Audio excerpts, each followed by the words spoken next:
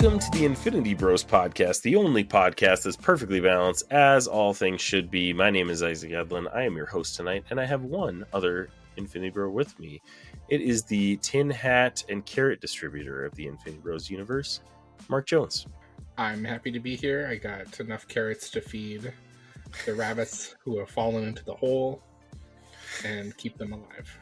And we're going to be diving into some things into nerd news in a moment, but I'm glad you're here to discuss this with me, because I feel like you are the perfect Infinity Bro to express our collective outrage on one of these pieces of nerd news. So thanks for being here.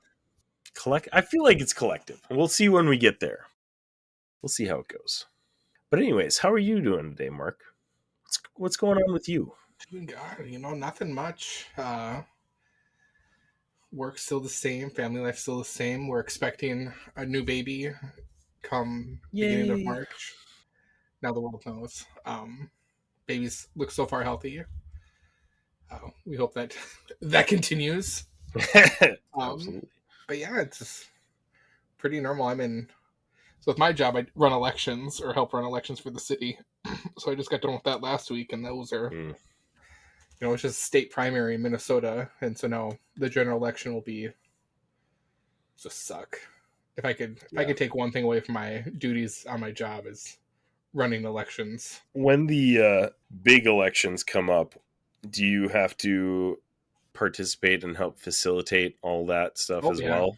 Yeah. So that's pretty much part of my job with elections is like probably a few weeks before I'll do what they call healthcare voting. So I'll reach out to nursing homes or assisted living facilities in town that I work in and see what they need, and I'll collect that from the county, or I'll collect their paperwork, bring then ballots back to the people that signed up, administer voting then, like in-person voting, and then the day before voting, and then I'll bring for those healthcare people, I'll bring them back, and then that's done.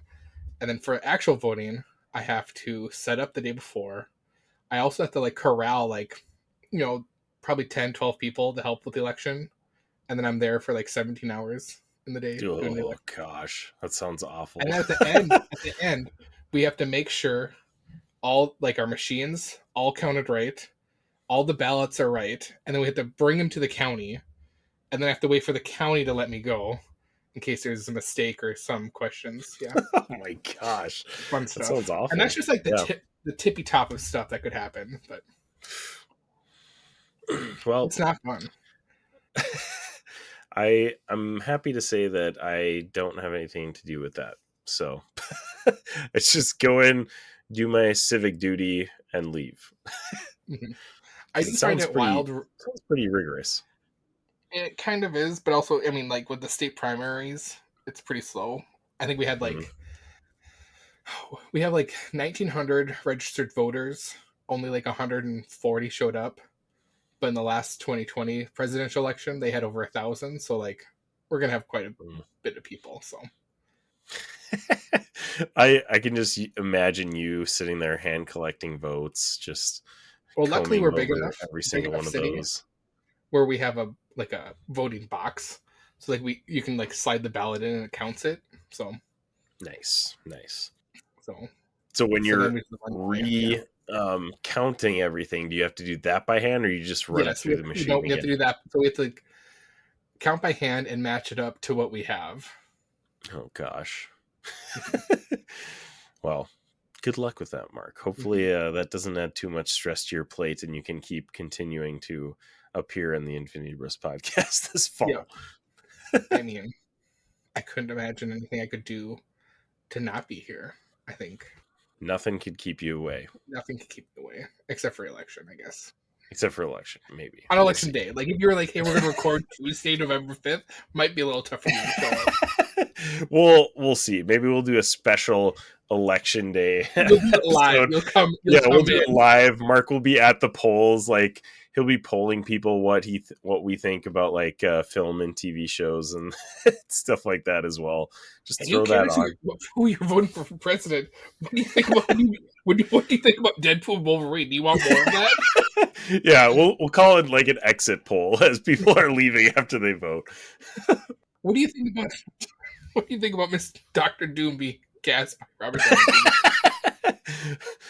We better make sure that we do that after they vote, because then people will be maybe writing in Victor Von Doom or something for their votes.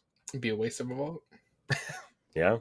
I mean, there's people that still write in like Mickey Mouse and stuff And too. it's a waste because only write-in votes count for people who have submitted write-in ballot to be a write-in person for the ballot.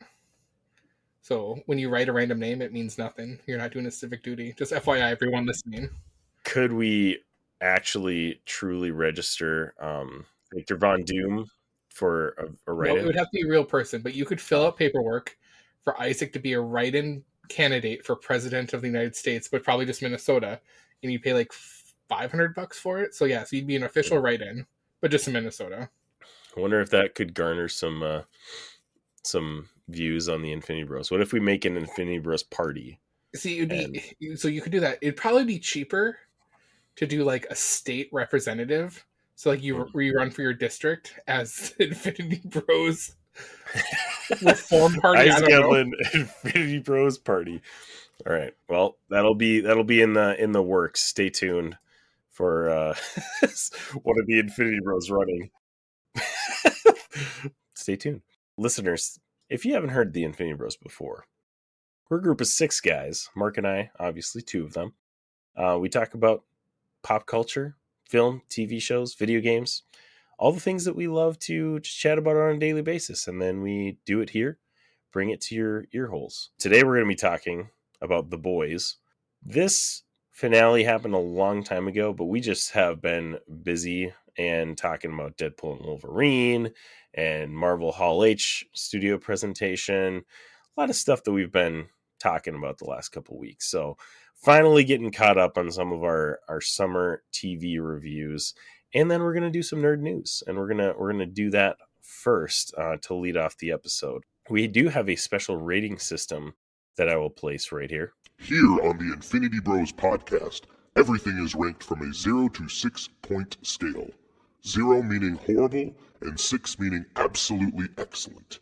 If all of the Infinity Bros rank something a 6, it gets an Infinity Step. So if you hear us rank something, that is how we do it on our special scale of 6. All right, Mark, are you ready for some nerd news? Yeah, just pull out that nerd news and just slap me with it. Let's go. Hey, Zane, I was looking into getting into this Gunpla thing. There's one called the Unicorn Banshee. What the heck is that all about? Actually, Jarrett, what you're thinking of is RX-0 Unicorn Gundam 2 Banshee, which is from the Mobile Suit Gundam. Actually, you know what? It's time for nerd news. All right, so on the docket for nerd news, the first thing, I'm going like least important to most important at the bottom here. So least important, Paramount Television Studios is closing. They will no longer be producing any television after Halo got canceled. Season 2 came out earlier this year, and it was not good. So, like, is that was that created just for Paramount Plus? Yeah. Yep. It only streams currently on Paramount Plus. I'm sure there's been a lot of weird streaming stuff lately with like Max, started out with the exclusive rights to DC stuff, and then I don't know if it was like a money thing or what, but like then they started distributing them to like all of the streaming services, so you can find some on like Hulu, Netflix. You can find DC stuff all over the place now, but originally, Halo aired exclusively on Paramount Plus, and I think it's still exclusive to Paramount Plus. But they've also got Star Trek shows. Mm-hmm. They've got, I believe, the Yellowstone stuff, like spinoffs, like 1923 and 18 whatever. Those shows are also Paramount Plus exclusives. So yeah, they're shutting all of that down. And I don't know the extent of like if they're finishing up projects that they're in the middle of. Not sure how that all works, but so I wonder if that means that they're going to be selling, either Paramount's going to be selling, or they're going to be selling off or merging like their Paramount Plus with someone else, because that just seems kind of odd to close your studio and then just rely on either other studios to keep yourself afloat. Because that's the whole point of having a streaming service is you're putting original content on there. But if you're not going to do that, then Right. I think that would be a likely occurrence, especially with all these streaming packages merging that we've been hearing about. Like now, Max has a package that you can get Max, Disney Plus, and Hulu all together. And we're hearing these like rumors of studios, merging as well. So I would not be shocked if that were the case. Like if Paramount either buys somebody else out or gets bought out by somebody. I don't really know the specifics of the studios. Or Amazon, right? Exactly. Paramount Plus seemed like a very, very, very ambitious platform for them in the first place. So I'm not entirely shocked that it's shutting down. Like not Paramount Plus as a streaming service, but they're like producing original content, I guess, for their thinking platform. About all the platforms, I would say Paramount Plus, in my opinion, has always been the least user-friendly. True. Yeah, that's definitely true. It's probably the only app, I shouldn't say the only one, but the one that I've had the most times where it's crashed or frozen up on me. So yeah, absolutely. I definitely echo that sentiment. I think I'm currently subscribed to like nearly all of the major streaming services. Probably should get rid of a few because I'm sure I don't utilize them all to the best of my ability. And I wish, like, I'll probably stop Paramount Plus. I have that in the yearly one, so that's December for me. Because there's like nothing we never watch. The only thing we ever watch on there is sometimes we watch SpongeBob for Maggie. That's about it. And Kelly hates it. She thinks it's stupid. I'm like, well, it is. My kids still watch some Nickelodeon stuff. Like all the Teenage Mutant Ninja Turtles stuff is on Paramount Plus. But yeah, generally we don't use that much. We don't use Peacock a whole lot. We used to watch like The Office and Parks and Rec on a like regular basis. So that's why we initially had it. But just lately we just haven't been able to watch much TV at all. So we just haven't been watching much of it. So that's another one that I could probably get rid of and not really blink an eye. Peacock's a mainstay in the house. You with your historical wrestling archives that you pretty much that you're going through. I know what's on that as I wish they never combined with Peacock because how the WWE had their app set up was, I would probably say, the best user-friendly app for any streaming service ever was the WWE app, and now this one, really, Peacock was awful. Yeah, like they did they had an initiative to do so much detail with their app where like in certain episodes, it like blocked everything off, like start of a match, promo, ending of a match, where it's like you could skip to spots you wanted. Versus Peacock is totally set up to run commercials, but now I paid the extra like $6 to not have commercials. I hate so you could get rid of the ads for your 1997 WWE SummerSlam. And they don't cut ads like where the actual shows cut ads. It's stupid. That's what annoys me is when they cut in the middle of a thing and not at like the end of a scene. It's like, come on, that's just dumb. That's just basic TV knowledge, I feel like. And with Peacock, so like my beautiful wife Kelly and I, we watch like a nightly show, and our current one is The Nanny, which is on Peacock. So having like 4 commercials during that while we're in bed kind of stinks. Like I don't need to know what Charmin's doing with their Red Bear. Like I don't need you sell toilet paper. Nothing's changed. Stop selling me the Red Bear and his dirty butt.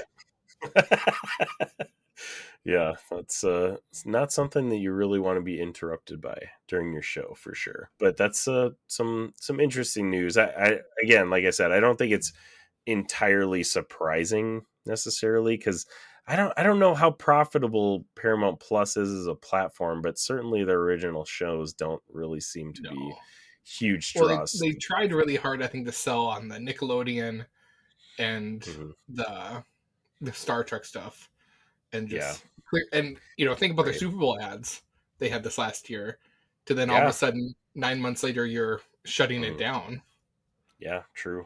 But I think we're in the midst of the streaming wars, so we'll see who survives. I'm sure at one point, if you're already bundling 3 companies, you should make it more user friendly, I think, and then will just be down to 3 that we'll pay for, which will now eventually just be the same as cable. So yeah, pretty much. That's especially pretty if much we have how to pay it extra goes. to not have ads. So Some interesting news there. Next big thing on the docket here, Mark, is Bo DeMeo, the creator of X-Men 97, got fired from Marvel Studios before X-Men 97 even premiered, allegedly for what he posted just a week ago here. Longest time he stayed quiet on it. And we talked about it on the Infinity Bros podcast a few times. Like, I mean, it had to have been something pretty horrendous for Marvel to just outright fire him. But Marvel never really announced anything. Like, we heard nothing, which is kind of, I'm honestly shocked that it kept quiet for this long, because he didn't say anything about it. He was like making commentary about the show itself and the things that he did to create it during the show as it was going on, like on social media, which was kind of cool. Like, it was cool to see his perspective and see his thoughts on it and stuff like that.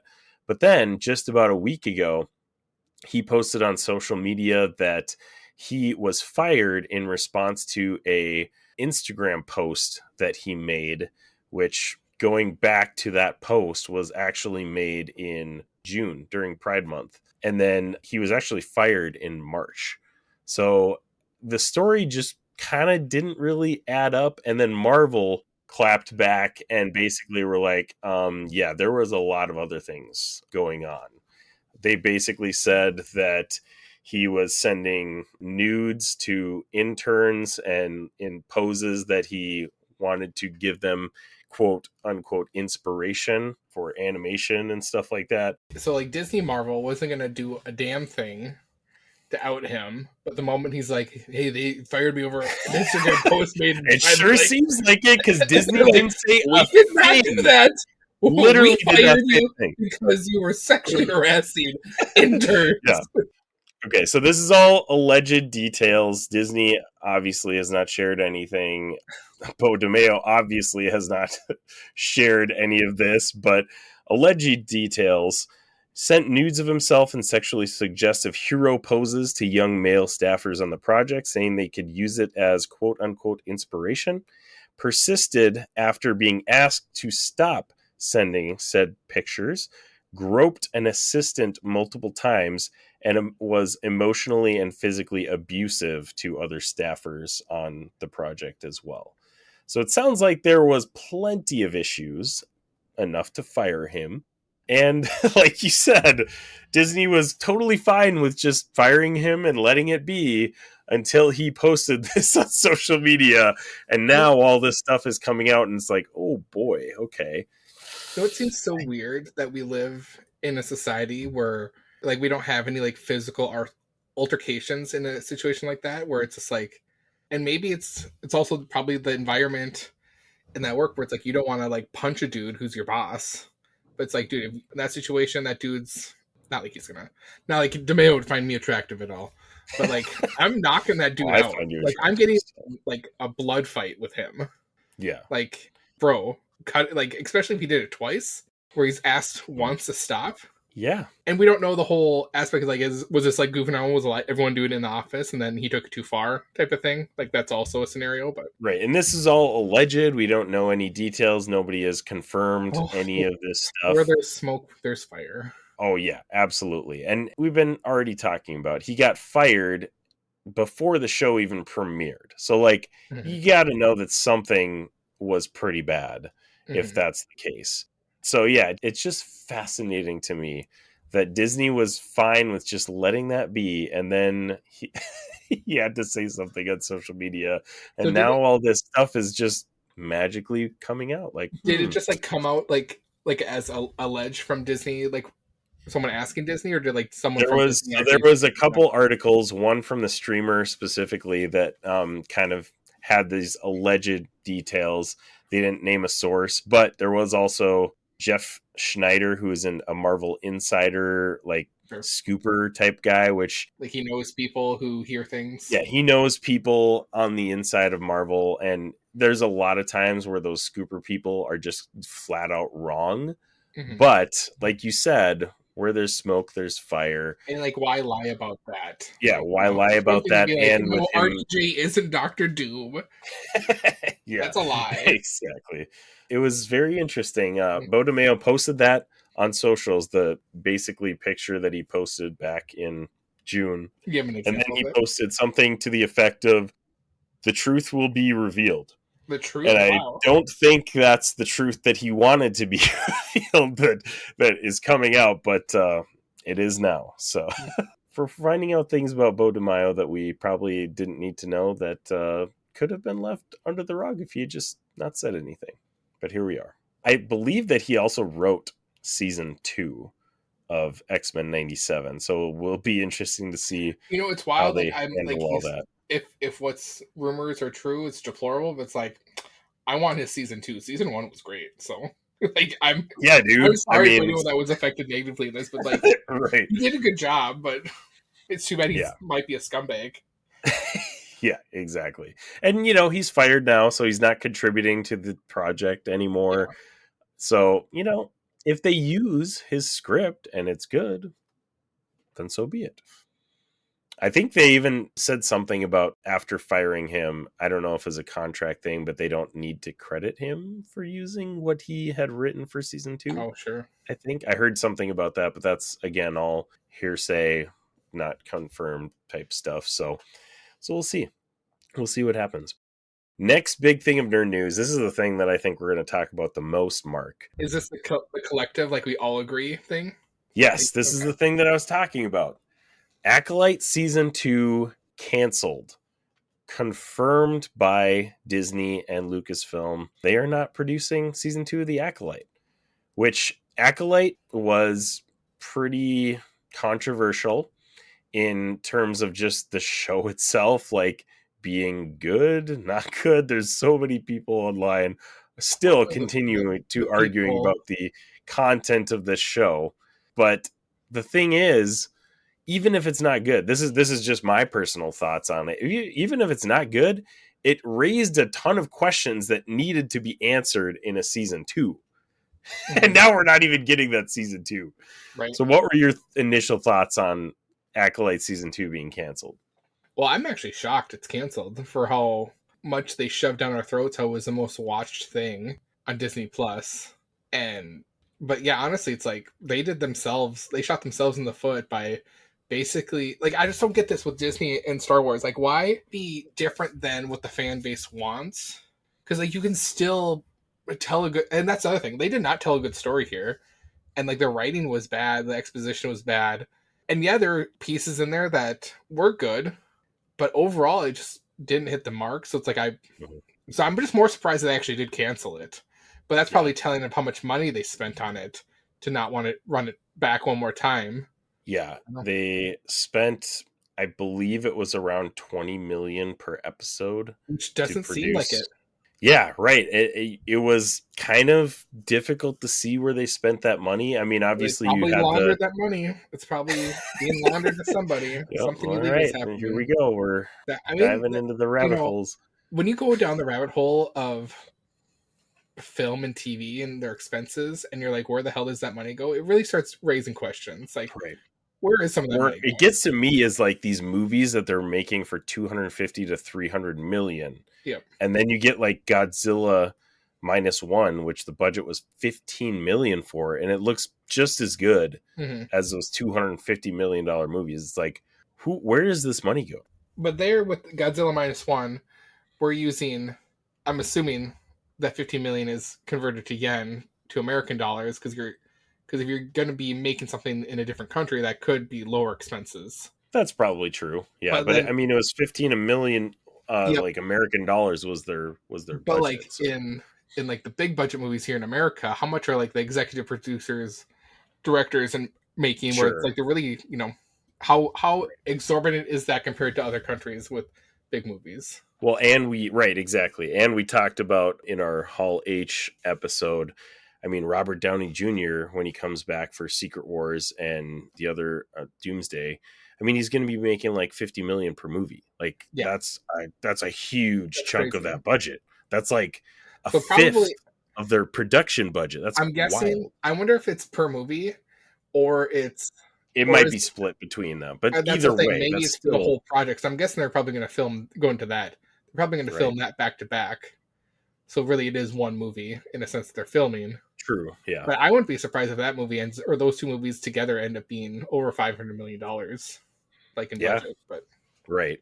Because and then you got Robert Downey Jr. is the top of that cast list, but you got an all-star cast now, and they're not going to bring be people out too, where it's like, hey, we're going to also pay Nick right. Cage like $2 million to be in this movie for a minute. Yeah, so. Exactly. It's going to start racking up, but it's pretty wild how all of those expenses end up coming out. But I'm sure, back to the Acolyte, I'm sure they saw the writing on the wall where it's like, well, to me, I wonder if they're ever going to put out toys for this stuff, because that's the real tell, is if the show did good, does anyone want any merchandise for this? And I think as collective as a whole, I think that's no one wants the merchandise to a hot number like The Force Awakens. Well, and this is in response to Acolyte and probably Andor too. Those shows are targeted at adults, whereas in general, Star Wars is targeted at kids because they can make a lot of money off of merchandise and toys and stuff like that. Nobody's going to want a Cassian Andor action figure after Andor, you and I might, because we're the adults that show is targeted to, but like a kid's not going to want a Cassian Andor doll. Like it's just not going to. When I was May as well. The whole Acolyte, all of the characters in the Acolyte. What kid is going to be like, oh, I want a Master Soul doll? I would. I'm just thinking, when I was young and the Phantom Menace came out and Attack of the Clones came out, and I had to spend my hard-earned money on toys, I wanted the obscure characters. So I think if I was a kid in this day and age, I would want those toys. But I get what you're saying. You're the exception, not the rule, though, because like I said, these shows seem like they're being targeted at the Phantom Menace, like us who grew up watching Star Wars. It's targeted at these people who are adults now that have been Star Wars fans their whole lives. I think that's I think we're on a good point here. So people gave the prequel trilogy so much crap because it was targeted to kids, but it made them so much money in toys, where now we're in an age where it's like we're making movies or TV shows to be edgy or on the cusp of pushing an agenda or whatever you want to say. But it's like you're kind of losing the heart and soul of the show, where it should be pushed towards, I think, more kids and also parents at the same time who grew up on this stuff, where I think with the Acolyte more so just missed on all marks for that. I mean, it had some good fight scenes, but I think overall, going back to what you said, it's like it's not selling anything to sell toys or merchandise. Like, you're right, no one's probably buying a May t-shirt to be like, I love Star Wars, favorite Star Wars character ever, right here on my shirt. I don't think even the people that love this series, I don't think they're just sprinting out the door to go buy Acolyte merchandise. I don't know. It's not really that marketable of a show, honestly. And by the end of it too, this guy, Master Soul, who we've been all rooting for this whole time, turns out to be just a dirtbag like everybody else, which in the grand scope of things was not a dirtbag. He made a calculated decision that any sane person would, given the circumstances. And for some reason, the writer of this show and the people who defend it think that wasn't acceptable. That just tells me that you need to get out of your concrete city and go into the real world. Well, the dirtbag part of Master Soul is not killing Mother Anastasia in that moment, because I'm assuming that's what you're referring to. That's what people call him a dirtbag for. No, that's not why he's a dirtbag. He's a dirtbag for never telling May and the full story. That's what he's a dirtbag for. Whatever. He thought he was doing his best. Or OSHA, excuse me. That knowledge away from her. Okay. You basically are Master Soul as like a human form, so probably that's why you're defending. You're not wrong. Anyways, viewer wise, I found these stats fascinating because you mentioned earlier, Mark, that's what people were harping on. Is like, oh, the Acolyte's so great. Like everybody's watching it. Like it made record premiere watches on Disney Plus, blah, blah, blah, all that stuff. This is from Deadline. The Acolyte got off to a strong start when it launched, with 2 episodes generating 4.8 million views on its first day to rank to the biggest series premiere on Disney Plus this year.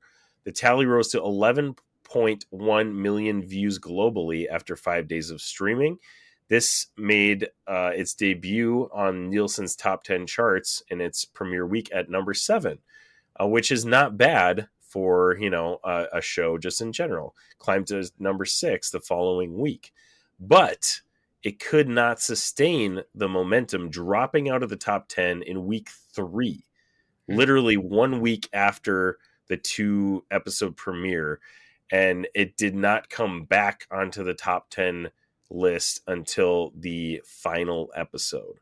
So it just didn't get the numbers that everybody was basically saying that it was supposed to or did. It just didn't get it. And when it comes down to it, it's a financial decision that Disney makes. Like, are we going to spend $100+ million on a season 2 if people are not going to watch this? Yeah, I mean, you're not wrong. That's probably exactly what went through it. But I mean, I don't think it was a hard choice for them if that's the metrics are saying. But yeah, It had some good moments. But like at the end of the day, it's not, people aren't coming to buy Disney Plus for the show, and that's what we're showing. That honestly makes me more frustrated that they canceled this, because they did raise so many questions and didn't really wrap up those storylines at the end of season 1 or the end of the finale. Now that we can say there's no season 2. But that, I don't know, man. The foresight, I guess you can't really blame Leslie Headland, because if I or any of us were in her position, yeah, I would want to make a show that could get a season 2, and I would want to plan for a season 2. But at the same time, like, if you're not already guaranteed to do that, I don't know. Where does that leave you, I guess? So, like, to me, this cancellation like this, now thinking more about that, and like what that comment you just said is, I'm sure that was not the thought to cancel this until maybe this month, or maybe they did some auditing and maybe they're trying, just like a lot of people, cutting costs, and this was like, yeah, it was an okay show but not good enough to keep on. So it could be a situation like that where it wasn't necessarily Kathleen Kennedy making the decision, it was people that surround Bob Iger making the decision to be like, nope, this is a show that we're not going to invest $200 million in again to get okay numbers. Yeah, if it's not going to draw people into Disney Plus, which I don't have recent numbers on like how many subscriptions that Disney Plus has, but I have a feeling that it has probably been trending down over the past like couple years. Well, I wouldn't even say a couple. Like, I feel like that second season of Mandalorian was probably like peak Disney Plus subscribers. Like, everybody was on the Disney Plus train at that point. And they were, in the middle of their Marvel Disney Plus series as well at that point. And now that everybody's kind of fallen off of Marvel, that people are starting to fall off of Star Wars as well. I don't know, man. I don't know if the subscriber numbers are there that they can justify spending that much money on a season 2. Financially, business-wise, it makes sense. As a consumer, it's pretty frustrating. So I think you're probably right. Peak quarter 4 2022, they had 164 million subscribers. And then quarter 3 of 2023, they went down to 146 million. But as of quarter 3 of this year, so we're not even done with the quarter. So I'll go back to quarter 2. Quarter 2, they're at 153. Okay. So like they're down, but it's not like, right, it's not a significant drop necessarily. I'm sure those numbers come from when they do, because Disney is a publicly traded company. So when they do their shareholders meeting, they divulge all the info. So I'm sure that's where that comes from. So sure. Let's talk a little bit about the show itself. So there's several threads that did not get answered in this season.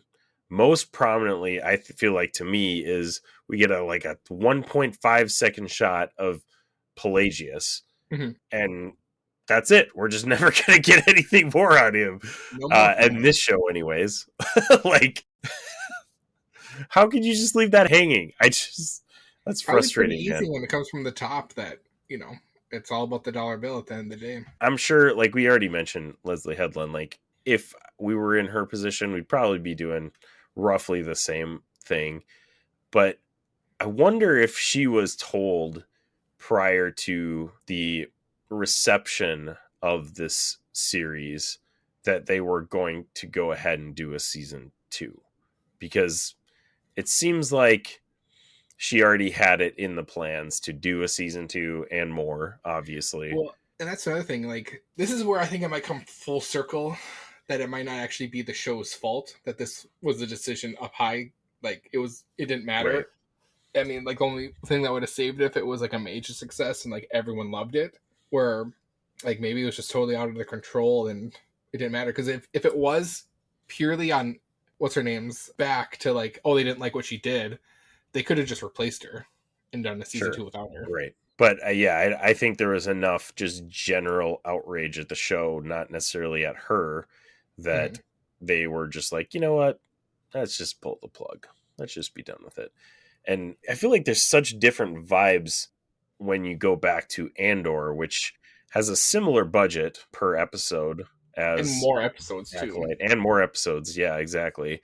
But it was just generally well received, and I don't think the numbers were quite as high, like as far as viewers for the premiere. But like, Andor is a show that to me is aging like fine wine. I kind of want to go back and watch it again and see how it holds up compared to the first time that I watched it.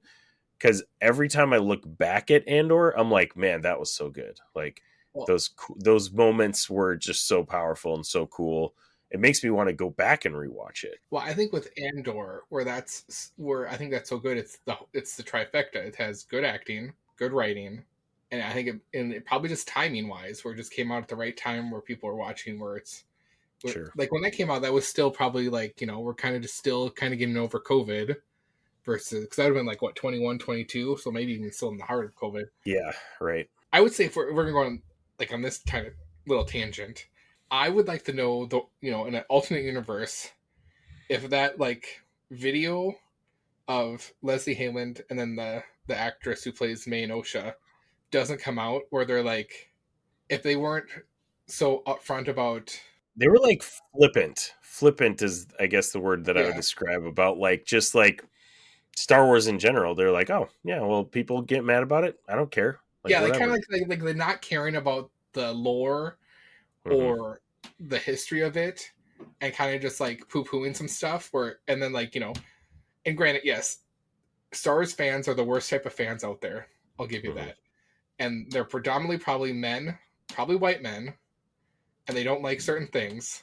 But at the end of the day, like for those who like, I just wonder if that video never came out, does it get as much heat as it did? Because I think a lot of people came into the show, a lot of the people that were going to be haters anyways got even more revved up because of that, like, they're promoting it in a, I don't know.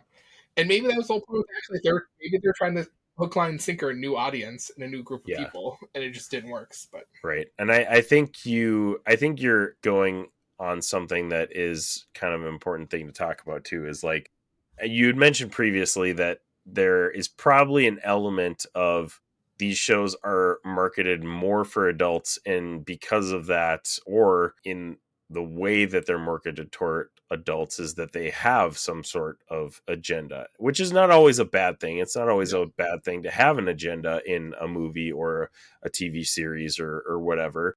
But when you're saying like you already have these crappy Star Wars fans who are mad about that so-called agenda, that's already a significant portion of the Star Wars fandom that is either not going to watch the show or make just a giant stink about the show online.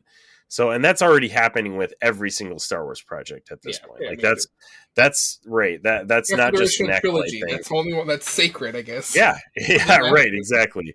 But when you get those types of PR moves that they're just literally throwing wood onto the already high burning fire, I don't think that helped this series in terms of viewership, because some of those casual viewers that might have seen this, they see that and they're like, oh wow, like there's a big discourse about that online. I don't really want any part of that, so I'm just gonna, or like I don't want to support that. It. Like that's the right. Maybe that they're So it's I don't think it helped the show, and that's probably one part of the puzzle as to why we're not getting a season 2. So that's a bummer. Hopefully they handle that with a little bit more tact in the future, because they have confirmed that season 2 of Andor is coming. We do have season 2 of Andor to hold on to. We're getting the Mandalorian and Grogu movie in 2026. Have they dropped a trailer for that yet? No. And we're getting Skeleton Crew later this year. That's coming out. That's too. Another show where I'm just like, man, they're just not making stuff for adults. Or like for me, I mean, like just me personally. It's like, this isn't. That one I'm a little, I don't know. I did feel really excited about the Acolyte before the show came out. When the show was airing, obviously it was like, oh man, this is really not what I expected it to be. But the trailer for Skeleton Crew had Goonies vibes to me, and I'm like, I'm pretty excited about that actually. So we'll see how that goes. It'll be interesting.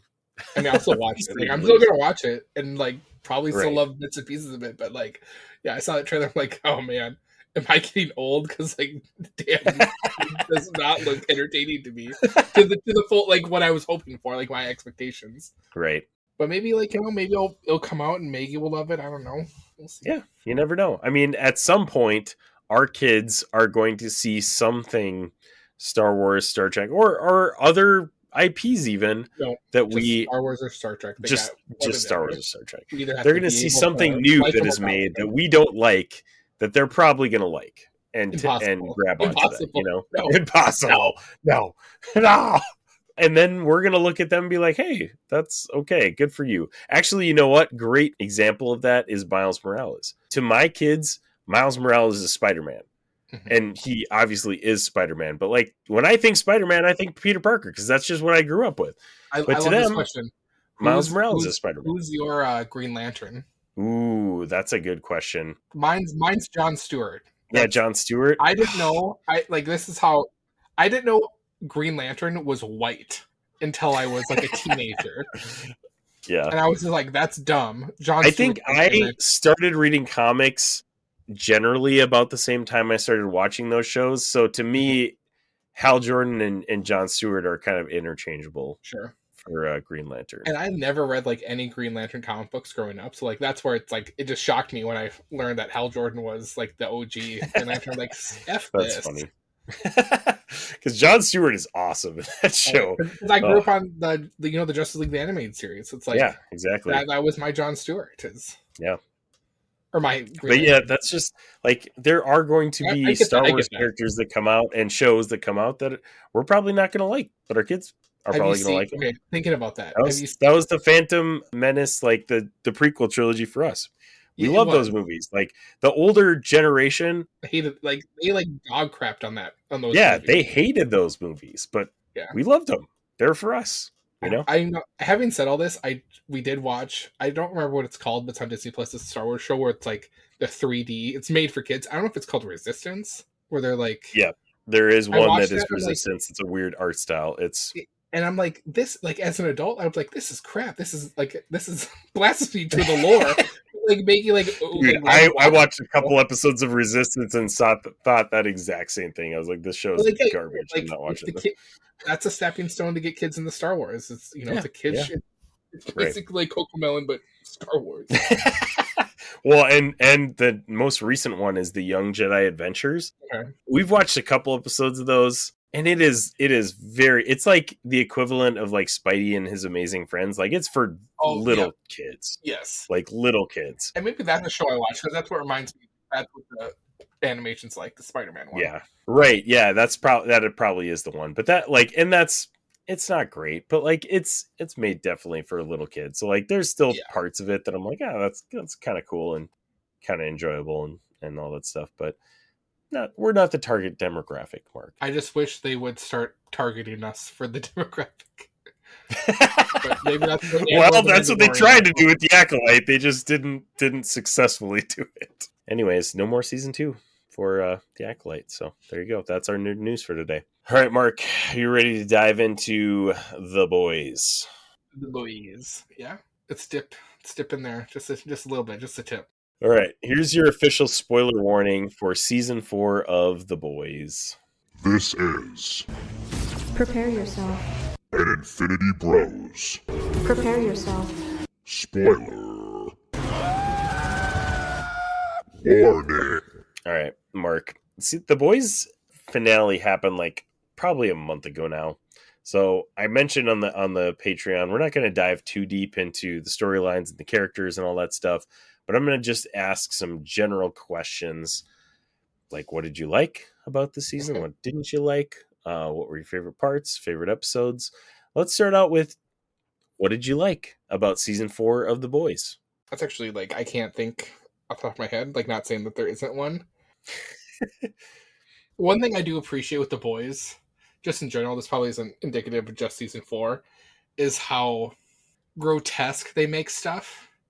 But, like, in reality, if that happened in real life, that's how gross it would be. Like, if someone, like, in this season, like, the person who can basically mimic what you look like, and, like, her skin peels off, like, to her normal self.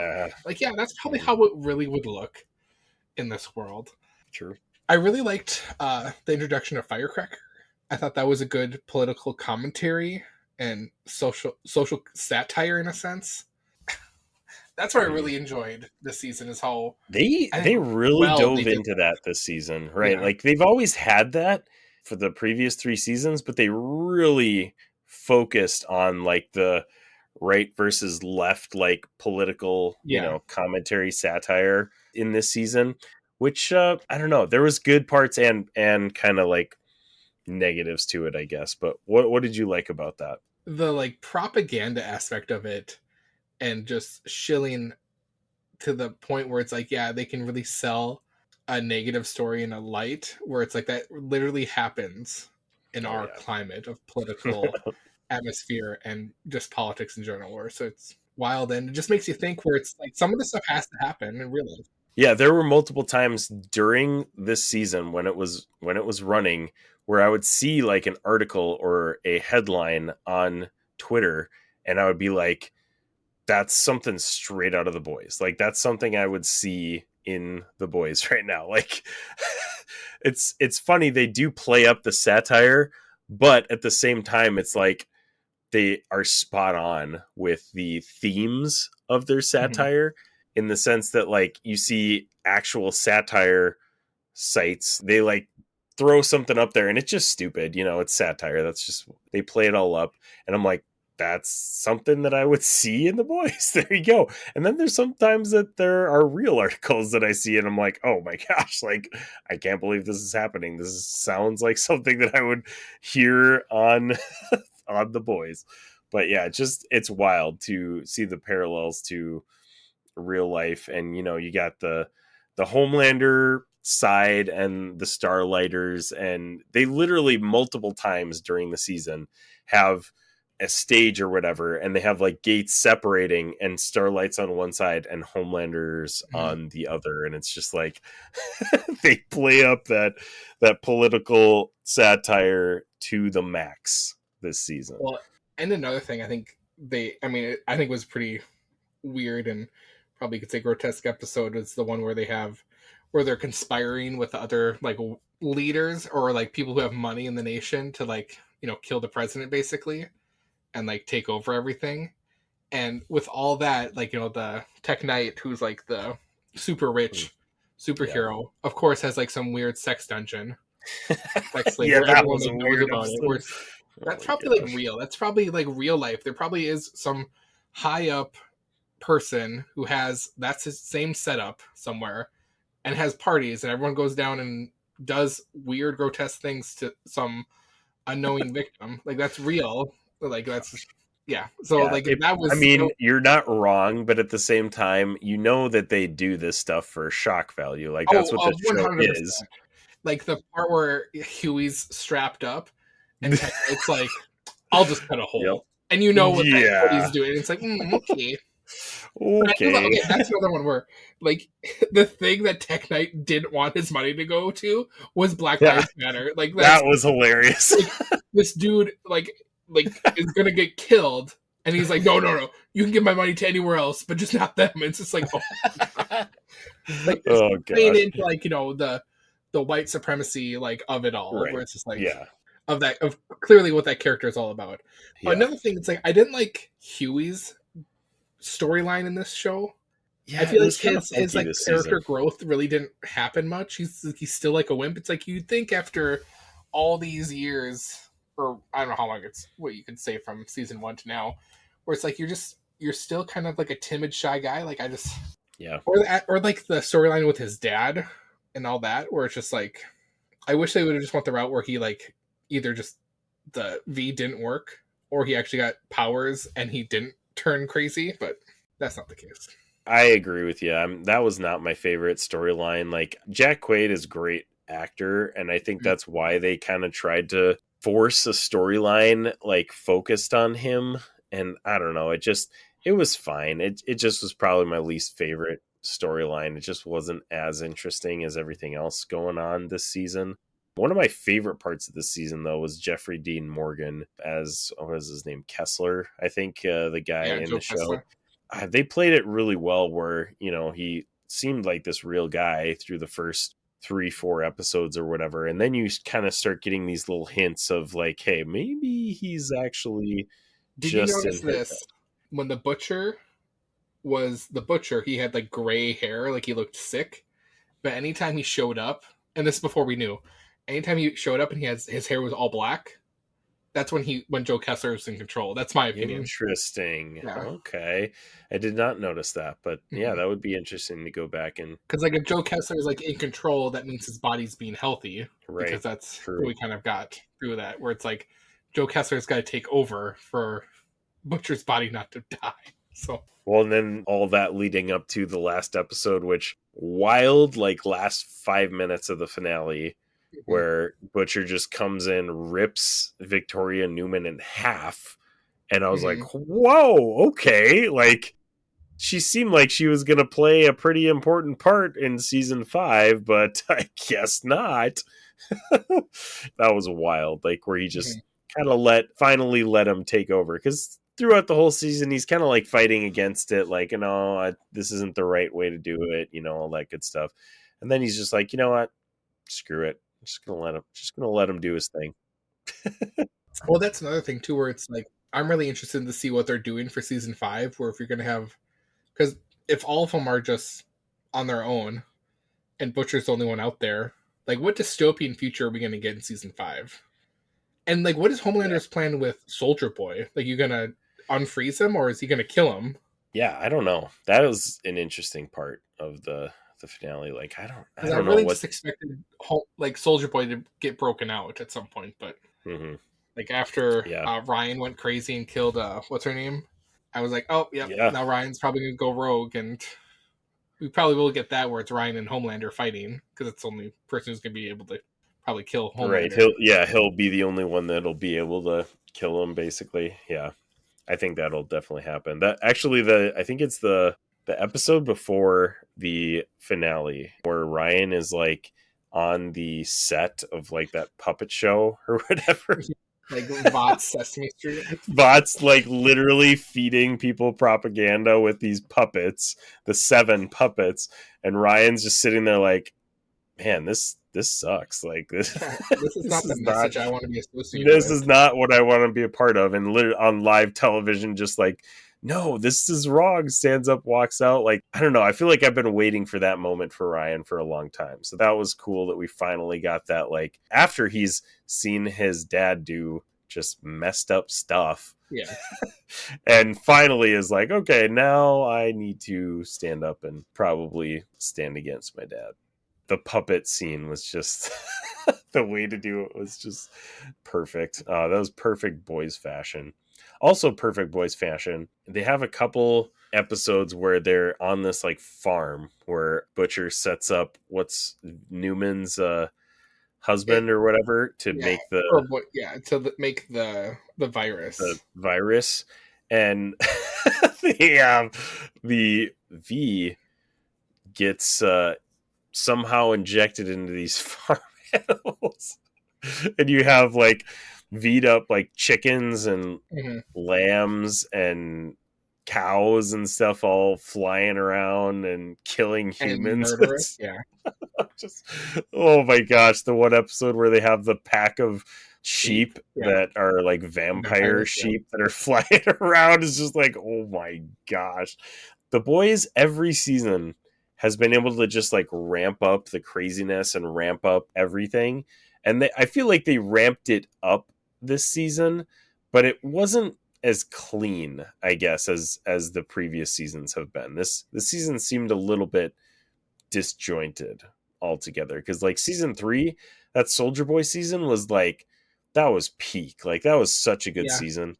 I would agree with that. I would back it up where it's, and we had a good climb up to there. But then I think, I don't know, is it just, are we going to climb it where it's like the identity of this season just really didn't click with us? Yeah, and that could be. But also then it's like, I think it's back to like, do they try to, I don't want to say stretch, but like try to go a little too far with certain characters where it just didn't really work out, or and their whole plan was to end with season 5. So I mean, maybe this is just what they told here was just necessary to get us to season 5. Sure. And then they can, and it honestly does feel like a building season. Like the season feels like it's a build up to season 4 is the Boys' Captain Marvel. Just building up to, or what was it, an Endgame? Was it Infinity War? Yeah, I think it was Endgame, right? I think it was. I think you're right. They didn't have her in Infinity War. Yeah, it was Endgame. You're right. That's a pretty bold stretch to compare Captain Marvel to season 4 of The Boys, I feel like. But Max would probably agree with you. Oh gosh, who's the one? Was it Milk something or Mother's Milk? There you go. Is he the one who gets captured by the at the end of the series? Is he the one that gets captured by the dude with the long beep? Yeah. I don't know why he's involved. Like, how is that guy like a guy you go to like help wrangle guys? That's a great question. But another thing with like the Boys, we're kind of understood that anyone that has V in them has like invulnerability, like they're strong. Like that's kind of like the main with everyone. It's like they have strong skin and super strength, and then you might have some crazy, like you can grow your beep as long as you want it to be. Yep, and use it might to have that. Track down people and apprehend them for breaking the law. Is literally what we saw at the end of this episode, this season. Yeah, it's just or convenient that Starlight gets all her powers back right at the end. Yeah, that was pretty convenient. Mm-hmm. She's another one where I did not like her much this season. Like she didn't really do anything. Like nothing really changed with her. She didn't have like her powers. Where it's just kind of like, okay, what are you gonna do? Then she became, or the changeling person like became her for like 2 or 3 episodes or something. So yeah, she literally is pretty much in the same spot, I guess, as when she. Because I just imagine we're gonna be like, either she has to team up with Butcher to like help, or we're gonna find like a ragtag group of superheroes that she'll be a part of. To like fight off, or try to plot against the new regime. They've been trying to, minus Butcher, who, this whole series has been doing his own thing. Like they've been trying to do it the right way, however the right way is. And then that last episode, Butcher comes in and just tears Victoria Newman in half. So like, yeah, she's going to have to make a choice. Like, all right, do I just roll with Butcher because I guess I don't know what else to do, or are we going to like keep trying to fight the right way type of thing, which I don't even know what the right way would be after this. So I don't think there is going to be a right way with all your people that had political power are dead, right? And the only way out is to so that's will be interesting. To seize power, which was what Homelander is going to attempt to do. He's done already if he's because he basically placed their own president that would support whatever Homelander wanted. So right. Interesting lead up to season 5, and season 5 by all intents and purposes, seems like it's going to be a banger because this season literally built up to it. So that'll be interesting to see how it happens. I wonder if we'll get if season 5 will be like a true ending, or will be like, and we'll finish it with a movie. Or like, because I've heard they're doing Gen V like season 2. I feel like they played up the involvement of Gen V a lot more than it actually was in season 2. Because like that's pretty much a lot of the superheroes at the end, like the younger ones, were from Gen V. Right. So like, and they made like 1 or 2 appearances earlier in the season or whatever too. But then like one of the main, that's probably who she ends up. We're gonna have to get them out of their prison at the end of Gen V. Is like the True. So we'll see what all goes down with that leading up to season 5. But I mean, we've kind of talked a little bit of both of what we were liking and not liking. But was there anything that specifically you did not like about this season? Kamiko. I am upset that she didn't learn to talk until the end of this series. It was right. It just got super frustrating this season, especially the time she went like to the prison to try to see Frenchie, where it's just like, okay, how and I knew eventually she's gonna talk, but it's like I'm kind of a little mad that they waited until the end of the season for her to finally make some noise. Yeah, but I mean I won't really say that's like a big like axe against the show in general, but just something I was just like it was annoying at points where it's just like, okay. I think overall in general character development in this season just didn't progress much, I guess. Like everybody kind of is in the same spot, I guess, as they were at the beginning of the season. Like it feels like we haven't changed much as far. I mean, obviously Butcher probably has changed the most since he was dealing with Ryan and going through his whole like V'd up cancer thing.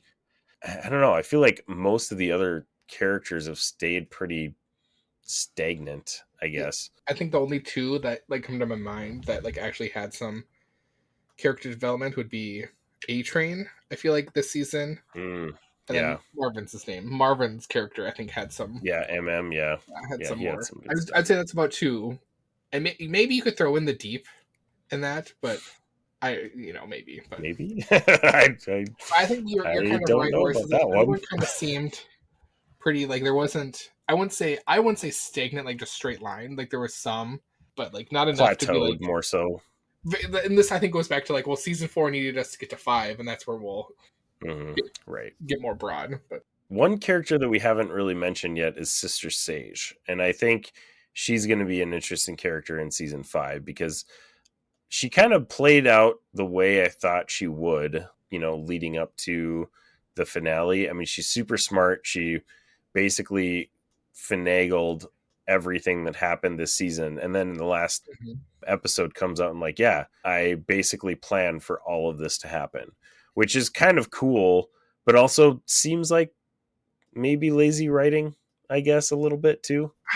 Yeah, I'm like, I don't know. I'm kind of in the middle of that where it's like honestly, you know what? If someone's that smart, probably has every scenario plotted out to like, okay, mapped out in their head. Homelander's probably dumb enough that he's gonna say stuff that he shouldn't have, and we're gonna be in this scenario. And when he gets there, I know Homelander's not hard to read. Yeah. She knows what Homelander's going to do in almost every scenario. And I think, like, I get that as, like, a viewer that might look like lazy writing, but, like, as her character, if she's truly the smartest person in the whole world, that's exactly how it's going to go down, because it's just going to seem like it's too easy, but it's like, nope, if someone can read someone that good and had, multiple different plans planned out, like, yeah, it's... just part of the plan for her. Yeah, I think I'll agree with you there. I don't think it's lazy writing, but it kind of seems like it just because it was predictable, because you knew that she was the smartest one in the room. She knew how all that was going to play out. And that's kind of, I had a sense like that she would come back and be like, oh yeah, that's exactly how I, planned it all out to happen. But again, at the same time, it's kind of cool because she says at some point that like, it had to happen this way in order for her to basically come back in the way that she did. And I was just like, that's pretty cool. I liked her character, and I liked that it's not just another like dumb superhero on the Seven. You know, it's like somebody behind the scenes manipulating things, even though you already have people trying to manipulate things behind the scenes. But still a superhero that has her own vices. Yes. Which I think is very telling of the Seven, that each member has something that like is a big vice for them. So good stuff, Mark. All right, moment of truth. What would you rate season 4 of The Boys? I'd probably say season 4 for me was a 5 out of 6. I still really enjoyed it. It had good moments. It wasn't blow my socks off good, but still good television out for 2024 is The Boys season 4. So absolutely, I think I'm right there with you. I'd give it a 5 out of 6 as well. This is probably my least favorite season of The Boys, but I don't think it's not bad television or anything. It's just that the first 3 seasons of The Boys are just really stinking good. Like, I think I'd probably give them all 6s out of 6s. So the fact that this one's a 5 out of 6, maybe slightly disappointing, but it's still super enjoyable. Classic The Boys vibes and stuff that happens in the season. It just felt like a lead up season to season 5. So hopefully season 5 ends it with a bang and we get another, 6 out of 6 awesome season to end the series on. Hopefully that's all we can hope for. Yeah, hopefully Amazon just cancel it or close their studio. Oh boy, that would be hilarious and really sad at the same time. Tell us what you guys thought of season 4 of The Boys. You can hit us up at theinfinitybros.com, email us at infinitybrospodcast@gmail.com, or hit us up on social media. Well, Mark, I think our time is coming to a close for this episode. Thanks for joining me. Thank you for being a friend. Coming down the road and back again. Heart is true, your pal and a confidant. Bow, bow, bow. Thank you, listener, wherever you're listening, however you're listening. Thank you for making us a part of your podcast experience. We love you 3000. Bye. Thanks for tuning in to the Infinity Bros podcast. You can find the Infinity Bros on Twitter, Instagram, Facebook, TikTok, Twitch, and YouTube at The Infinity Bros. You can also check out our website at theinfinitybros.com for links, reviews, and sweet merch. Feel free to send us listener feedback via social media or email at infinitybrospodcast@gmail.com.